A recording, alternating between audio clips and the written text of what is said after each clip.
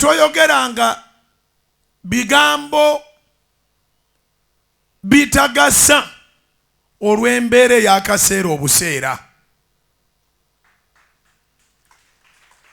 Kubanga Katonda awulira essaala nga bw'ojagala. Yokaana 14:14. Bayibuli egamba nti musabenga kyonna kyonna kye mwagala. Musabenga kyonna kyonna kye mwagala ekyo nnakikolanga. John 14:14.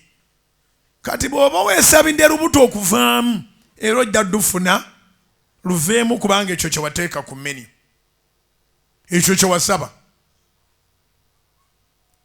Mukama ddala nemanga sinafuna mulimu. Newabulayo n'omulimu owakiri gwe nkolayo omwezi gumu bangobe. Mukama wakiri mpaayo omulimu. Ne bwe naagukolayo omwezi gumu neme kubanga nasomera bwereere. Era bw'omala okusaba essaala gwe weerabira naye gw'osabye tiyeerabira.